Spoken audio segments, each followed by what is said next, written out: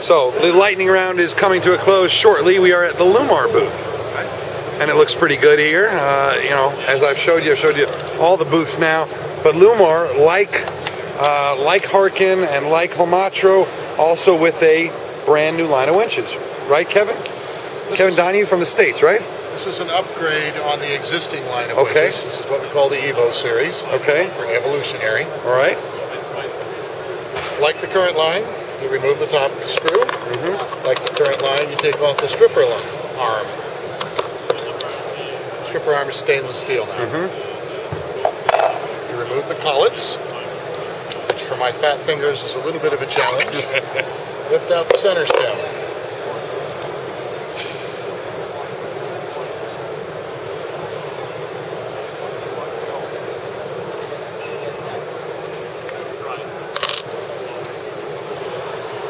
On the production models, these collets that I'm fiddling with will be removable from the outside. Okay.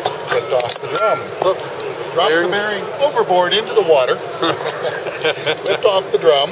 Watch out because the bearing sometimes will stick in there, as everyone knows. Remove your bearings. Remove your pins. Remove your gear clusters. And take the gear clusters apart. You have now completely disassembled the entire winch. In about 50 seconds. Yes. Other than the collets. Clean it up. Re-grease it. Grease it lightly. Everyone says, well, what do you mean when you say grease it lightly? Everybody has a different term. Bottom line, when you grease it lightly means you put the grease on there, put your finger there. You should be able to see your fingerprint, but there should not be a ring around the fingerprint.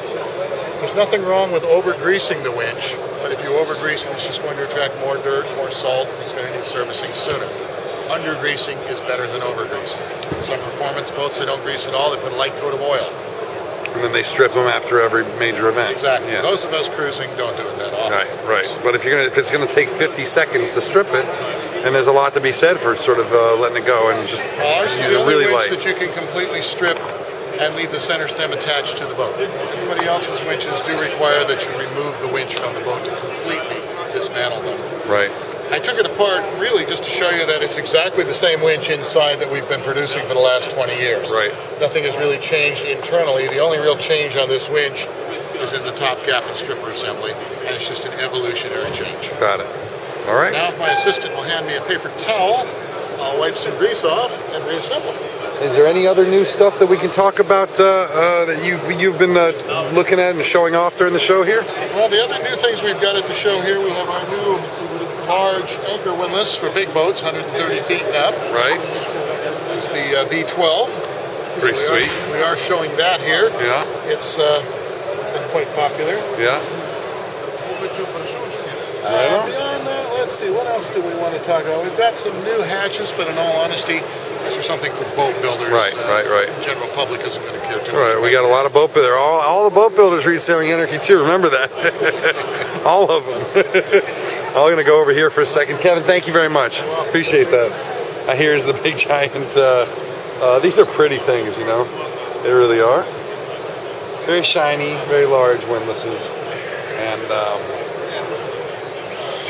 I guess that is all. The Lewmar bar. I'm going to go see about getting a drink.